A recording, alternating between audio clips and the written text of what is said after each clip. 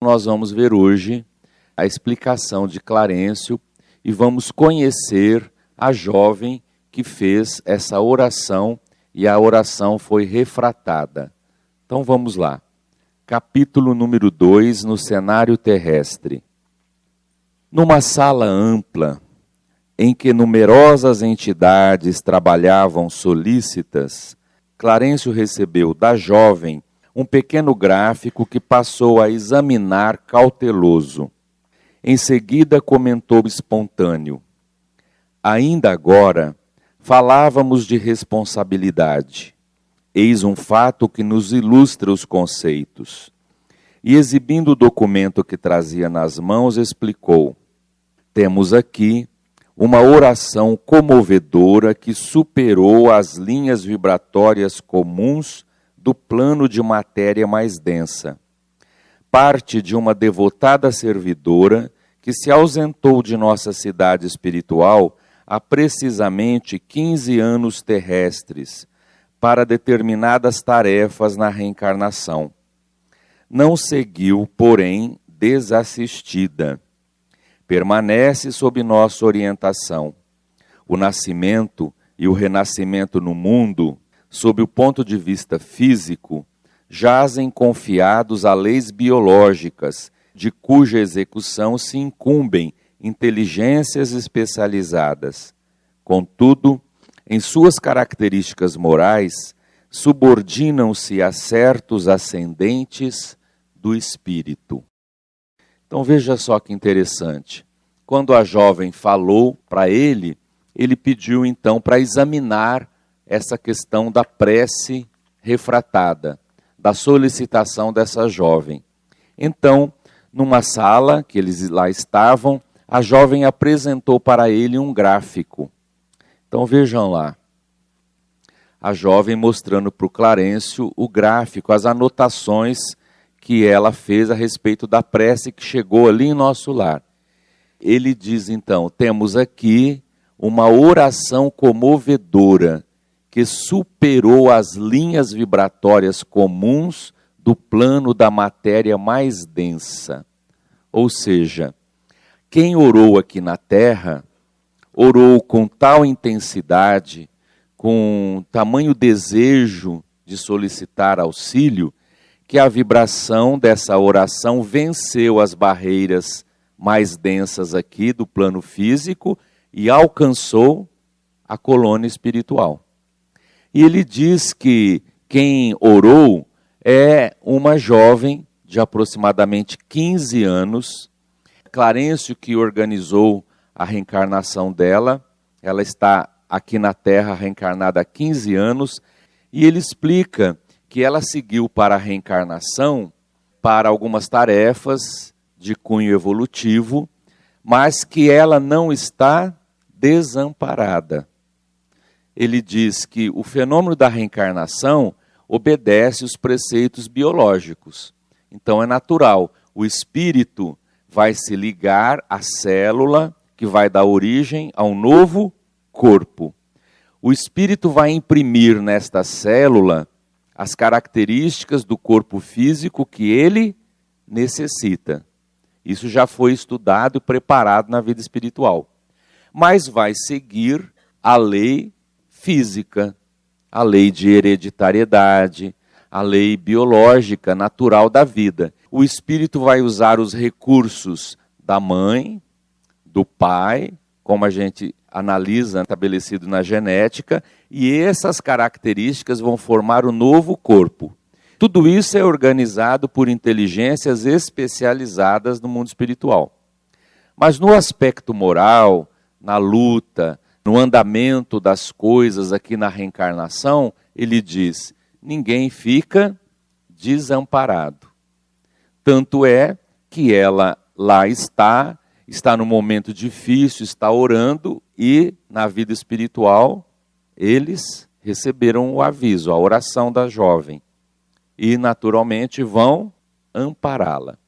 Então o que se destaca aqui é a questão da força vibratória desta oração, que superou os limites aqui densos da matéria. Lembram que nós vimos semana passada falando sobre a oração, e ele disse assim, que os desejos comuns, as coisas materiais que às vezes as pessoas oram, ficam por aqui mesmo, no plano material. Ai, Senhor, me ajuda a ganhar na cena, fica por aqui. Um desejo mais nobre alcança as entidades que se enobreceram no bem. E um desejo mais profundo, de cunho espiritual, vai para as regiões superiores da vida espiritual. Tudo depende exatamente da intenção dessa oração, do sentido que ela está envolvida. E como a gente vê lá no Livro dos Espíritos, palavras bonitas não quer dizer cultura, tem a ver com sentimento, com fé, com desejo superior, desejo elevado. Essa oração alcança níveis bem elevados. Agora veja que tudo isso é feito com trabalhos especializados que a gente nem imagina. Veja, a oração lá chegou e a moça que trabalha lá na colônia chegou a fazer um gráfico da oração e ele está analisando a vibração, como essa oração chegou. Veja como as coisas no mundo espiritual estão muito adiante do que nós vivemos aqui, não é? E ela não fez com a mão, não. Porque se a gente está imprimindo coisa aqui hoje com a facilidade, isso foi feito lá de maneira técnica, né? Bem à nossa frente. Tudo bem até aí, gente? Então vamos ver o atendimento. O ministro deteve-se alguns instantes analisando a pequenina e complicada ficha. Veja que tem muita coisa anotada lá. Todavia, como se provocasse a continuidade da lição que recebíamos, meu companheiro considerou: mas, indiscutivelmente, na reencarnação, há um programa de serviço a realizar. Sim, sem dúvida, aclarou o instrutor. Quanto mais vastos os recursos espirituais de quem retorna à carne, mais complexo é o mapa de trabalho a ser obedecido. Quase todos temos, do pretérito, expressivo montante de débito a resgatar, e todos somos desafiados pelas aquisições a fazer. Nisso está o programa, significando em si uma espécie de fatalidade relativa, no ciclo de experiência que nos cabe atender. Entretanto, a conduta é sempre nossa, e dentro dela podemos gerar circunstâncias em nosso benefício ou em nosso desfavor. Reconhecemos assim que o livre-arbítrio, também relativo, é uma realidade inconteste em todas as esferas de evolução da consciência. Não podemos olvidar, contudo, que em todos os planos marchamos em verdadeira interdependência.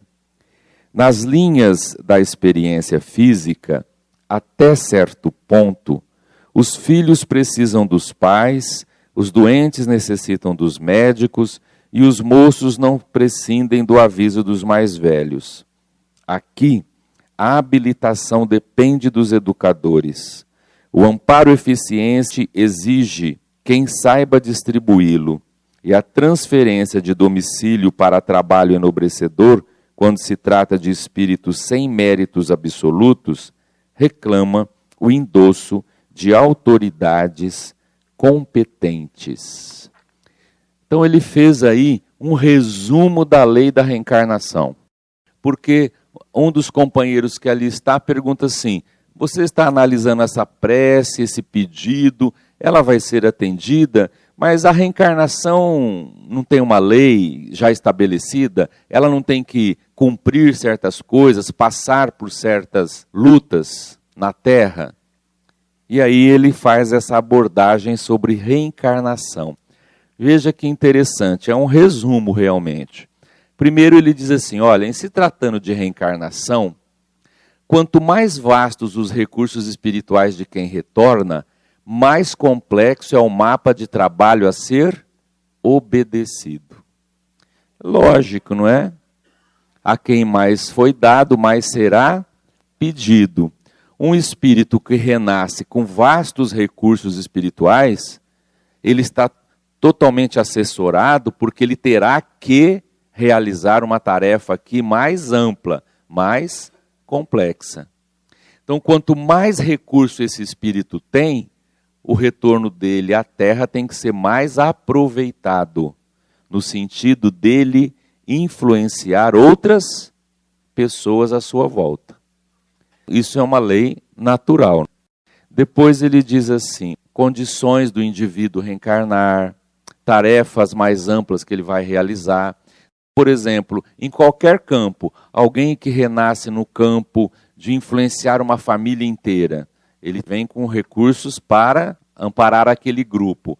Alguém que vem desenvolver alguma coisa no campo da ciência, ele vem amparado, assessorado, com recursos, com a mente desenvolvida para aquelas tarefas, ele vem com toda a instrumentação e recursos necessários.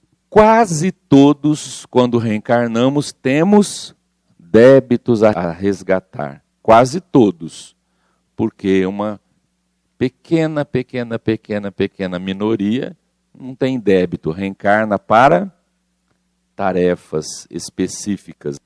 Se sofrem as condições do meio em que vivem. Mas não são débitos que o indivíduo tem que resgatar. Mas, se tratando de nós, espíritos comuns, todos temos débitos do passado a resgatar. Somos desafiados pelas aquisições a fazer. Isso aqui é muito importante. Porque muita gente acha que a gente reencarna para sofrer, para pagar dívida, e só isso. E não é só isso. Isso é uma das características da reencarnação. Mas nós somos desafiados diante de uma nova vida, diante de uma nova reencarnação, nós somos desafiados pelas aquisições que a gente tem que fazer. Então você nasceu não é para pagar dívida, você nasceu para crescer, para aprender, para ganhar novas aquisições. É isso que você nasceu. E juntamente com isso, você vai aproveitar e pagar suas faltas do passado, reajustar coisas que estão pendentes. O grande desafio é você crescer, é você se iluminar, é você aprender com a vida. E isso ninguém pode fazer por você. Só você mesmo. É obra individual. Você pode falar, mas eu quero ajudar, você pode influenciar, você pode aconselhar, você pode... Mas quem vai fazer a aquisição é o indivíduo. E se ele quiser, porque se ele não quiser, ninguém faz. Nem mãe que ama faz. Porque se fizesse, ela só falava, aconselhava. A gente vê que mãe fala a vida inteira e o filho rebelde não escuta, não é? Então isso é a aquisição do espírito. Muito bem. Ainda mais, ele diz assim, o programa reencarnatório é uma fatalidade relativa. Isso é muito importante. Porque muita gente acha que um programa reencarnatório é assim, fulano, você vai nascer em tal lugar, esses vão ser seus pais, você vai conhecer fulano e vai casar com ela, vai ter isso, vai ter tal doença, vai ter isso, vai passar por isso, por isso. Existe um programa que é uma fatalidade relativa, ou seja, não está escrito e você vai ter que desempenhar aquele papel. Você tem um livre-arbítrio, você pode mudar as coisas. Não existe uma fatalidade, um determinismo. Existe um programa. Você vai cumprir se aceitar, né? O livre-arbítrio pode mexer, né? Mas e aí? Se o indivíduo nasceu, programou aquilo tudo e ele desvia, isso é responsabilidade dele. Ele é que vai assumir os compromissos novos. A lei vai organizando tudo, mas não é uma fatalidade, né, fechada. Porque muita gente acha que existe o destino. eu tinha que passar por isso, eu tinha que viver isso. Nem sempre. Então essas coisas são muito amplas. Eu sofro tanto, eu tinha que passar por isso. Não. Você nem precisava passar o que você está passando. Você está passando porque você está tendo uma atitude, você escolheu uma postura, uma atitude errada. Quê? Mas eu sofri a vida inteira por causa disso, porque você foi ingênua. Fez uma escolha errada, ficou nessa situação de vítima, não era para sofrer. Você que escolheu esse caminho. Existe isso, então? Existe.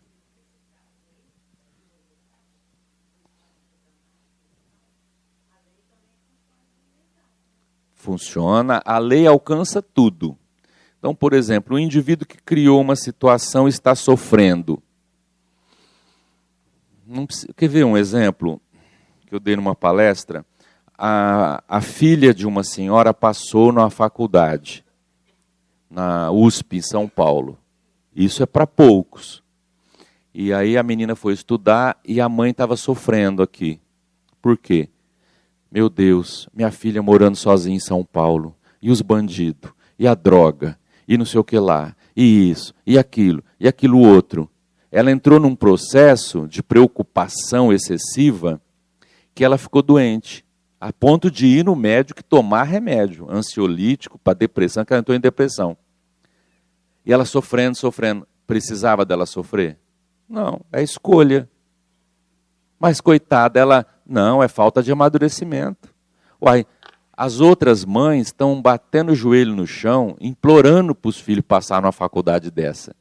O que para umas mães é alegria, para elas se tornou um tormento, um sofrimento. Ora, minha filha está lá, meu Deus, eu fico preocupada. São tanto desafio, mas eu não posso, eu não sou Deus, eu não resolvo as coisas.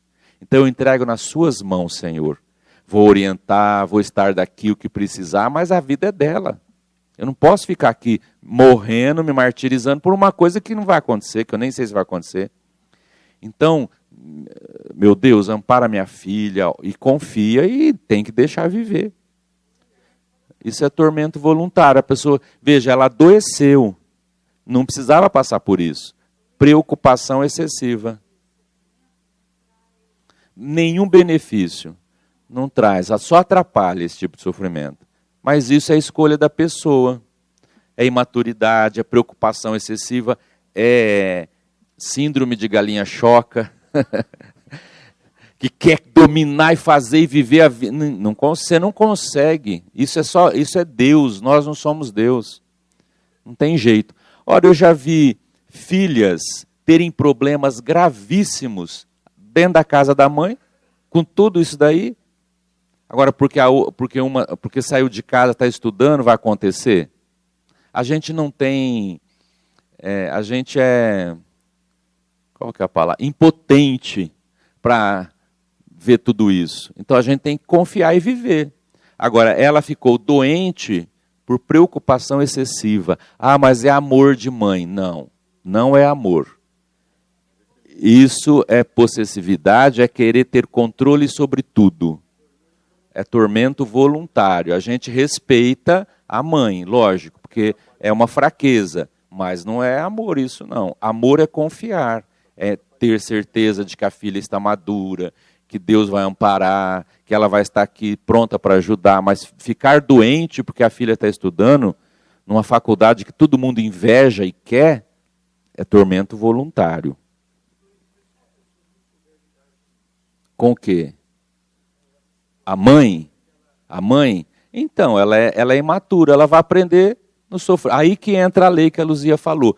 Deus deixa ela sofrer, porque ela escolheu isso, ela vai viver isso, vai sofrer, vai chegar lá na frente, vai ver que não compensou, não valeu a pena, foi infantilidade dela, e ela não precisava passar por isso, ela vai reformular. Ela vai aprender da maneira mais difícil, com a dor. Do mal, Deus tira um bem. Agora, nós não precisamos passar por isso. Ela vai aprender a se desvincular disso. Então, não existe fatalidade. Está escrito, vai acontecer, você pode mudar. Mas e se eu programei casar com fulano? E chega aqui, eu não caso com fulano, porque o Beltrano passou e eu vi que ele me ofereceria muito mais. A minha vaidade, ele é riquíssimo, vai me dar uma vida, E aí eu falar, eu gosto do fulano, mas esse daqui, o negócio é que é mais interessante. E mudo de rumo. Pode acontecer? Pode, livre-arbítrio. Mas e aí? Você vai gerenciar as coisas para frente. Então, a pergunta que todo mundo me faz quando a gente fala essas coisas. Mas e aí? Como é que eu vou saber se é, se não é, se é assim que eu devo fazer, se é assim que eu devo prosseguir? Isso é foro íntimo. Ninguém sabe. Você, no fundo, sabe. Só que você tem que ter. Só que nessas horas a gente camufla aquilo que a gente sabe com os nossos interesses. No fundo a gente sabe. No fundo você sabe. E aí põe a culpa no outro. Ou na vida ou em Deus, né? Então não existe fatalidade relativa. A conduta é sempre nossa, ele fala. Você que vai fazendo o seu destino. Você vai escrevendo a sua vida. É o livre-arbítrio relativo também. Não é? Agora, por que o livre-arbítrio é relativo? Porque há coisas que você precisa, que você não pode mexer. Tem coisa que você não muda. Essas coisas são necessidades básicas que a reencarnação te impõe. Aí você vem e não adianta. A vida vai te conduzir para aquilo. Por isso que o livre-arbítrio também é relativo. Por exemplo, você pode renascer com uma enfermidade congênita. E você vai passar aquilo a vida inteira. Por mais que você queira mudar, você não consegue. Não tem recursos da ciência para mudar isso. Isso foi uma imposição reencarnatória para você. Você não quer, mas é uma necessidade. A lei impõe isso para você. É onde muitas vezes, até aí, o livre-arbítrio relativo funciona. Porque muita gente se suicida porque não aceita a doença que tem, a situação que tem, não é? É o livre-arbítrio relativo. Você veja, a reencarnação não é uma fatalidade, porque se o indivíduo quiser se suicidar, Deus deixa, a lei permite, a escolha do indivíduo. Então veja que não existe essa fatalidade, né? Escrita, tem que passar. Você pode mudar as coisas na reencarnação.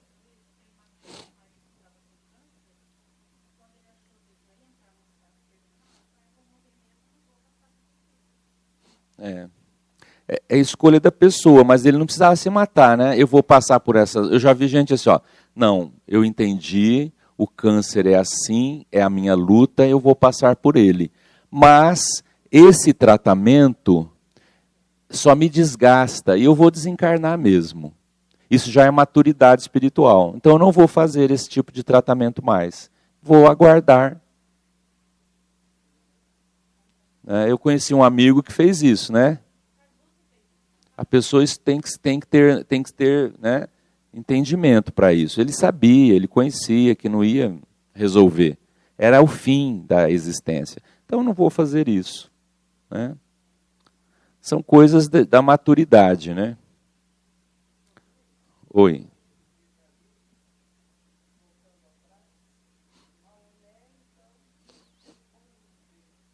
O Maomé tinha uma tarefa, diz Emmanuel, que iria ajudar aquele povo, mas ele faliu na tarefa. Veja que nem espíritos que vêm com grandes tarefas estão isentos de escorregar.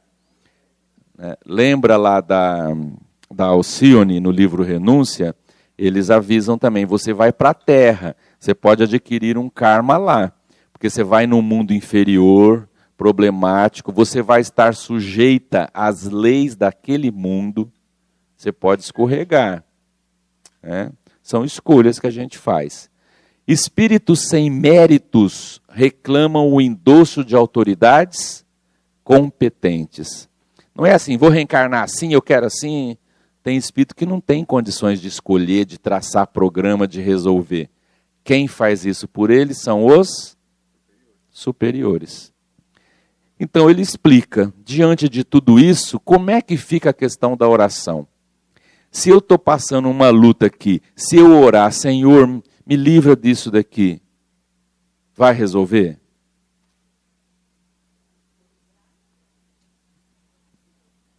Se eu tiver que viver aquilo, vai adiantar eu pedir a Deus? Não, mas para resolver o problema. Não. Deus não muda a lei porque a gente está pedindo. Por isso que a fé espírita é uma fé raciocinada. Não é para qualquer um, gente. Ainda aí fora, a massa quer assim, comércio divino. Senhor, faz isso, Senhor, para mim. Eu prometo fazer isso. Senhor, faz isso que eu vou fazer isso. O Henrique Rodrigues era um homem de uma mente muito brilhante, assim. Ele era muito prático para falar certas coisas, assim. Mas assusta o povo, né? Então ele dizia assim, mas esse povo é muito falso quando vai fazer prece. Então ele fala assim, e esse que quer ensinar a Deus orando? Senhor Jesus, ajuda os velhinhos lá do asilo, desamparados, que padecem. Ajuda, Senhor, os velhinhos. Aí Deus ia falar assim, cala a boca, safado. Você está me ensinando. Em vez de você ficar falando para mim cuidar, por que você não vai lá ajudar? E é por aí a coisa. A fé é raciocinada. Senhor, tudo está certo. Porque existe o livre-arbítrio, existem as leis, ninguém sofre por acaso. Mas dentro das nossas lutas, Senhor, nos ajude. Dê força àquele que está passando por um sofrimento, que eu sei que é difícil, que não é fácil. Meu filho está passando por isso e eu sei que eu não tenho poder de resolver as coisas, porque é ele, é meu filho, é uma individualidade. Mas, dentro das possibilidades, ilumina a mente dele, mostre o caminho, e eu vou vibrar por ele, para que ele consiga enxergar. Se ele não enxergar, se ele fazer escolhas que vão trazer dificuldades para ele, me dê força, Senhor, de respeitar a escolha dele, de aceitar que ele está vivendo tal experiência, que isso lá na frente vai trazer proveito para ele. É uma fé diferente. Agora, Senhor, tira isso do meu filho. Senhor, salva isso. As coisas não funcionam assim. Você imagina, um homem lá do sertão está pedindo, orando para chover. E o outro, não chove, Senhor. Pelo amor de Deus que eu programei um piquenique esse fim de semana. Chove a semana inteira, mas sábado, domingo, não. Deus ficaria louco de atender os nossos... Deus não está nem aí para isso. Isso é coisa da gente, de uma fé ingênua. A oração nos liga ao plano superior e nos dá força, nos dá direção, nos ampara. Mas oração não faz milagre. Deus não muda a lei porque a gente ora. Agora, amparo existe? Sim, sem sombra de dúvida. O amparo existe sempre. Sempre, sempre, sempre. Trabalho no bem, adiado por tempo indeterminado. Então, mas não é o indivíduo que pediu, não é uma prece. Senhor, me ajuda com essa doença, que eu consiga me curar. A lei não vai te curar porque você orou. A lei poderá resolver o seu problema se a lei achar que para você isso vai ser bom. A lei pode ser alterada não porque você orou e pediu, mas porque você está tendo uma vivência que a lei mostra e vê assim, não, isso ajudou ele a repensar a vida. Ele intimamente mudou. Então, em vez de acontecer desse jeito, a lei acha melhor acontecer de outro jeito, porque ele vai aproveitar mais. Muda o curso. Mas isso não é porque você orou. É porque existe um monte de coisas, a conduta, a vivência, que na hora influenciam. Não tem lá no livro que nós vimos, no Obreiros da Vida Eterna, as desencarnações, que ela ia morrer, e a lei resolveu adiar a morte dela. Porque a filha dela ia ter um bebê, um monte de coisa iria influenciar, e a vida espiritual achou melhor mantê-la na vida por mais alguns anos. E mudou. Não é fatalidade. A mulher ia morrer. A equipe do mundo espiritual tinha vindo já para acompanhar a desencarnação dela. Era uma senhora protestante, porque ela tinha méritos. Ia morrer amparada já. Todos os técnicos, familiares, todo mundo esperando ela. Aí, de repente, lá do alto veio uma ordem, olha, vamos trabalhar ao contrário. Vamos rever o quadro físico dela, dar vitalidade, ela vai permanecer ainda mais uns anos aí na Terra. Foi resolvido diferente. Mas veja, é uma resolução que não é fatal, quer dizer, até a morte a lei pode adiar. Mas não é a oração, porque a outra dona Adelaide, que também era uma mulher maravilhosa, os netos orando, todo mundo orando, que ela estava lá doentinha e ela morreu. Não é? Cada espírito tem uma necessidade.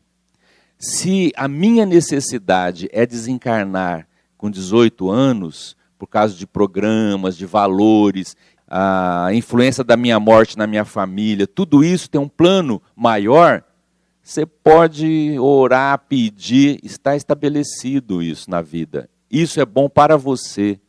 Então você pode orar, que não vai acontecer.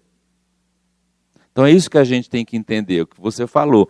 A lei vai ver sempre o melhor. Só que a gente não tem esse entendimento. A gente quer que a lei faça do jeito que a gente quer. E às vezes a gente quer o absurdo. Eu fui num hospital, dar passe num senhor. Quando a gente estava no corredor, eu vi uma outra senhora. Ela, ai, Divaldinho, Antônio, ai, vem cá. Ela segurava a gente assim. Vem aqui rezar, o papai está morrendo, o papai não pode morrer. Vem orar, vamos pedir para Maria de Nazaré, o papai não pode ir embora, ele não pode abandonar a gente. Eu não conhecia, né? Ela conhecia o Divaldinho e tal. Eu fiquei assim, falei, deve ter sido algum acidente, alguma coisa. Quando eu entrei lá para orar para o papai não morrer, o papai estava velhinho, 97 anos. E a filha naquele desespero para orar, para pedir para Maria, para o velhinho não morrer. Quer dizer, é um absurdo. Pode rezar, minha filha, que vai morrer mesmo. Mas a gente respeita, vamos pedir a Deus, vamos não sei o quê, né? Dá aquele paliativo. Mas é a lei biológica, gente. Morte é lei. Deus que inventou a morte. É Deus que faz o serviço. Puxa, ela devia dizer assim, que bênção. Papai viveu até 97, ficou com a gente. E agora ele sai daqui vitorioso, um homem de valor. Que bom, que bênção. Vai com Deus, papai. É diferente o entendimento. Agora você vê, ela pedia, ela queria. E depois o pai morre, a pessoa fica revoltada ainda com Deus. Por que Deus não me ouviu? Por que Deus não adiantou nem chamar o Divardim para rezar aqui? Não funciona assim, gente. A gente tem que ter fé raciocinada. Vamos lá. Mas, que vem a ser uma oração refratada? Indagou o meu colega, mordido de curiosidade. Hilário fora igualmente médico no mundo, e tanto quanto eu permanecia em tarefas ligadas à responsabilidade de Clarencio, adquirindo conhecimentos especializados. Quem perguntou foi o Hilário. A prece refratada é aquela cujo impulso luminoso teve sua direção desviada, passando a outro objetivo. Inclinávamo-nos a desfechar novas perguntas, no entanto o orientador sossegou-nos, esclarecendo. Esperem. Reconhecerão comigo que nos achamos todos emanados uns aos outros. Em seguida falou para a jovem que observava respeitoso. Chame aqui a irmã Eulália. Bom, definição ele já deu. O que é prece refratada?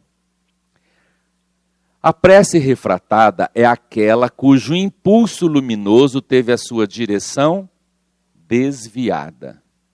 Então, olha só, Era uma prece, a da menininha lá de 15 anos. É um impulso luminoso, mas a direção da prece foi desviada. É isso. Oração refratada é uma oração que foi desviada do seu objetivo, do seu alvo. Ela foi para outro lugar. Mas como é isso? Calma. Ele falou, calma, eu vou chamar a Eulália, vocês vão entender. O André está lembrando da lei da ótica, da eletricidade. A luz refratada é a luz que bate no prisma e desvia. É isso. A prece estava indo para um alvo e foi desviada. Por quê? Vamos ver, que ele vai chamar a Eulália para eles entenderem o assunto. Alguns momentos passaram rápidos e a cooperadora mencionada apareceu irradiando bondade e simpatia.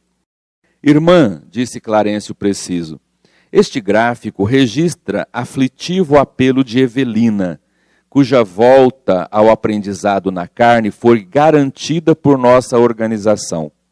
Parece-me estar a pobrezinha em extremas dificuldades. Sim, concordou a interpelada. Evelina, apesar da fragilidade do novo corpo, vem sustentando imensa luta moral. O pai, sobrecarregado de questões íntimas, tem a saúde periclitante, e a madrasta vem sofrendo obstinada perseguição por parte de nossa desventurada Odila. A genitora de Evelina? Sim, ela mesma. Ainda não se resignou a perder a primazia feminina no lar. Há 2 anos, empenho energia e boa vontade por dissuadi-la. Vive, porém, enovelada nos laços escuros de ciúme e não nos ouve. O egoísmo desbordante fala esquecida dos compromissos que abraçou. Zulmira, por sua vez, a segunda esposa de Amaro, desde a morte do pequenino Júlio, caiu em profundo abatimento. Como não ignoramos, o pequeno desencarnou afogado, consoante as provas de que se fez devedor. A madrasta, contudo, que chegou a desejar-lhe o desaparecimento por não amá-lo, encontrando-se sob as sugestões da mulher que a precedeu nas atenções do marido, crê-se culpada. Evelina, depois de perder o maninho em trágicas circunstâncias, acha-se desorientada entre o genitor aflito e a segunda mãe em desespero. Ainda anteontem pude vê-la. Chorava comovedoramente diante da fotografia da mãezinha desencarnada, suplicando-lhe proteção. Odila, porém, envolvida nas teias das próprias criações mentais, não se mostra capaz de corresponder à confiança e à ternura da menina. Ela, entretanto, tem insistido com tal vigor na obtenção de socorro espiritual que suas rogativas, quebrando a direção, chegam até aqui de tal modo. Olha só. Vamos entender o quadro aí que a irmã Eulália explica. Vamos ver. É muito importante a gente entender esse resumo aí, porque a partir de agora nós vamos acompanhar no livro inteiro o drama dessa família. Nós vamos ver tudo que está acontecendo tem a ver com o passado. Então vamos lá. Então ela diz assim, ó, Evelina é a menina que orou. Ela tem 15 anos. Ela está sustentando imensa luta moral. Ela está vivendo um drama ali dentro da família. Ela que fez a oração. Tem o pai dela, que se chama Amaro. Ele tem lutas íntimas e a saúde dele está abalada. A madrasta dela, que se chama Zulmira, sofre obsessão de Odila. Quem é Odila? É a mãe desencarnada de Evelina. Ela não aceita perder a direção do lar. Ela está com ciúmes e um egoísmo acendrado. Então veja, a mãe da Evelina morreu, o seu Amaro casou pela segunda vez com a Zulmira, e a Odila desencarnada não aceita não quer perder o posto. Então, gente, ele não é seu marido. Ele é seu companheiro, ele está seu marido. Amanhã as coisas podem mudar. Tem que aceitar, passar o marido para outra. Mas ela está assim. Ela está assim desde sempre. Nós vamos ver depois. Ela não aceita, ela não quer perder a primazia feminina. É a leoa. Na vida a gente tem que aprender. Tudo é passageiro, nada é permanente. Como diz a música da Marisa Monte, ninguém é de ninguém. Nós estamos em experiência, mas amanhã as coisas podem mudar. Dependendo das nossas necessidades, é assim, as coisas mudam. E tem gente que quer mudar e não muda, porque tem espírito que está algemado. Vai 4, 5 reencarnações sendo marido e mulher. 4, 5 eu estou sendo bonzinho, hein? Então, cada caso é um caso, a gente não pode globalizar tudo. Aqui, ela tinha que aceitar, ela não aceitou. O irmãozinho dela, chamado Júlio, desencarnou afogado e gerou culpa em Zulmira, porque ela desejou a morte do pequenino. Quando ela desejou, mas ela não matou não, ele morreu na praia afogado. Só que ela não gostava do menino, ela tinha uma aversão, ela acha que o menino, o Amaro, não dá atenção para ela, fica só com esse menino. Então ela tinha uma certa aversão e ela desejou. Esse menino podia morrer, esse traste, né? Assim ele liberava, né? Ele ficava em paz. A Evelina não, já é mocinha, ela é bacana, mas esse menininho, molequinho, ela desejou que ele morresse. E ele morreu afogado. Aí ela começou a ter crise de consciência. Meu Deus, eu desejei. Olha a nossa inferioridade. Achando que se ela desejar, a lei vai obedecer. Como a gente quer que a lei obedeça na prece, a gente também quer que a lei obedeça à nossa maldição. Você acha que eu desejei e vai morrer porque eu desejei? O que é isso? Então o que acontece? Ela gerou consciência de culpa. Isso fez com que a Odila percebeu que ela odiava o menino, aí ela encontrou campo para a obsessão. O caso é realmente drástico. Veja, ela não precisava ter desejado a morte do menino. Foi isso que criou o caso, né? Então, olha lá. O pai está com a saúde abalada, problema. A madrasta depressiva, infeliz, que ela está tendo obsessão. A Odila desencarnada está ali, né? O irmãozinho desencarnou e está todo esse problema. A Evelina, diante da madrasta que está lá nessa situação de culpa, o pai com a saúde abalada, o irmãozinho que morreu uma morte trágica, afogado na praia, tudo isso ela está vivendo um momento difícil. Ela então, diz a Eulália, eu a vi orando diante da fotografia da mãezinha. Evelina ora pedindo auxílio para Odila, sua mãe desencarnada, que se mostra sem condições de corresponder à menina. Ela, entretanto, ora com tal vigor na obtenção do socorro espiritual que as suas rogativas, quebrando a direção, chegam até a colônia Nosso Lar. Na inocência dela, ela está orando, mãezinha, me ajuda, mãezinha. Papai está assim, depois que o Julinho morreu, eu estou assim, me ajuda, minha mãe. Mãe, me ajuda. A Odila não está em condições de ampará-la.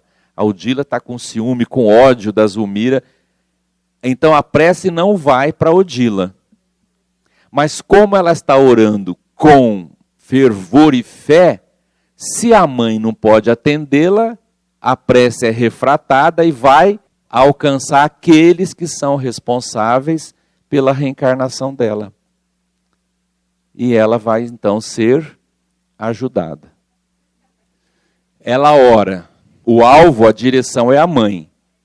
Mas a lei da vida, mecanismos que funcionam que a gente não tem alcance, a mãe não pode responder, a menina tem mérito, está orando, a prece vai para onde onde alguém possa ajudar. No caso, a colônia de onde ela veio e os espíritos preocupados e encarregados com ela. Nada escapa à lei divina. Tudo encaminha.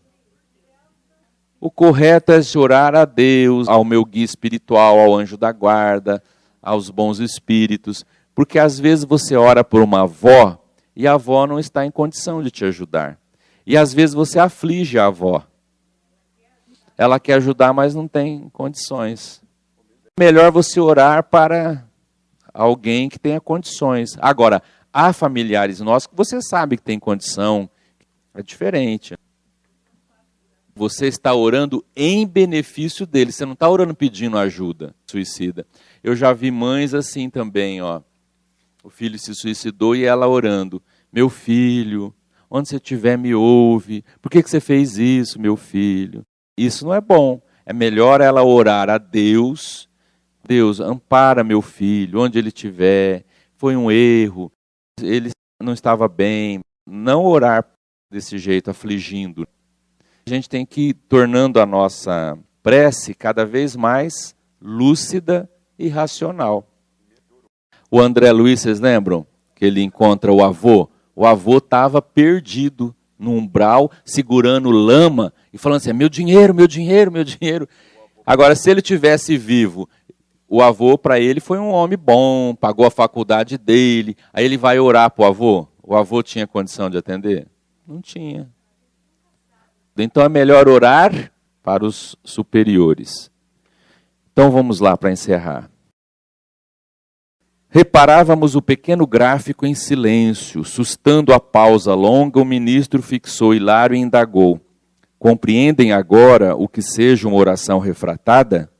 Evelina recorre ao espírito materno que não se encontra em condições de escutá-la. Mas a solicitação não se perde.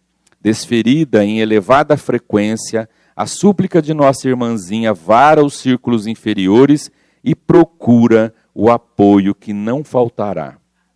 Passeando em nós o olhar muito lúcido, concluiu, desejariam cooperar conosco na tarefa assistencial? Vixe, se eu quero. Vocês querem ir lá na casa de Evelina para vocês ajudar nesse caso? Quero sim. Então, olha lá, mais uma vez ele repete, Evelina recorre ao espírito materno que não se encontra em condições de escutá-la, mas a solicitação não se perde. Desferida em elevada frequência, a súplica de Evelina vara os círculos inferiores e procura o apoio que lhe não faltará. Então, eles vão até a casa da Evelina. Quando chegam lá, a primeira pessoa que eles veem é o senhor Amaro, o instrutor, uma informação interessante, olha só. Ele apresenta, eles chegam lá, o senhor Amaro está lá com os livros de mecânica, estudando, vendo lá. Este é Amaro. Tem no passado complicados compromissos. Em muitas ocasiões, usou projéteis e lâminas de ferro para o mal. Hoje é servidor categorizado numa ferrovia. Ele apenas cita isso, mas é um negócio interessante. O Amaro trabalha pesado, luta numa ferrovia. Vamos lembrar que o livro é escrito na década de 40. Ferrovia hoje é coisa leve, mas naquela época o cara que cuidava da ferrovia era um trabalho árduo, ver aqueles trilhos, ver tudo aquilo, é um negócio complicado. E ele estava lá nesse serviço rude, difícil, mas ele estava categorizado nesse tipo de serviço, reparando o mal que ele fez no passado. Tem a ver com o que ele usava, ele não cita o que é, mas em muitas ocasiões ele usou lâminas de ferro e projéteis, quer dizer, bala e... O que seria lâminas de ferro? Espada, punhal, faca. E ele fez muito mal com isso. Ou seja, ele deve ter causado muito mal. E ao longo do tempo ele está resgatando e agora ele está se educando nesse serviço de ferrovia. Veja, até o trabalho que a vida muitas vezes nos impõe tem a ver com o nosso uso devido ou indevido de certas coisas. A lei funciona de uma maneira interessante. Às vezes a gente pensa assim, o fulano matou muita gente, agora ele se arrependeu, sofreu, ele tem que reparar. Ele pode renascer como médico. Eu conheci um médico que a mãe dele dizia, desde pequenininho ele nasceu com esse negócio.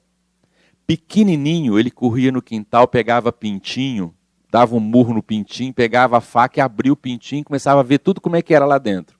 O coração, a mãe falava, Deus me livre, esse menino é a reencarnação de um assassino, tudo ele queria matar. Pegava rato, rasgava o rato, ia separando a pele, desde menininho. Quer dizer, isso é uma coisa assustadora. Depois ela foi entender. E ele sempre dizia que ia ser médico, cirurgião, e o cara foi um grande cirurgião. Por que isso? Vem com a tarefa, salvar a vida, de reconstruir, de estar lá naquela coisa. E às vezes a gente olha assim, a gente, é o doutor, cirurgião, a gente acha que isso é um grande status, assim. Isso, gente, é um regime de escravidão, saldando débitos com a vida. Porque esses cirurgiões, eles não têm sábado, não tem domingo, não tem hora. O cara levanta 6 da manhã, está no hospital. Quando é 9, 10, 11 da noite, ele está no hospital. E é chamada. É uma luta. Tem a ver com o passado do indivíduo. Às vezes o indivíduo já vem naquela área, tudo tem uma razão. Nada é por acaso na vida. Então, ela conhece o seu Amaro, que é o pai da Evelina. A Evelina reencarnou para ajudar o pai e a madrasta a organizar a vida. Ela é o espírito mais equilibrado da família. Então ela tem essa tarefa, ela, como filha, ajudar o pai e a madrasta. Vocês se lembram que a gente viu aqui que a Zulmira tinha uma certa aversão pelo Julinho. Isso tem a ver com o passado. Nós vamos entender tudo. É muito interessante a história da família da Evelina.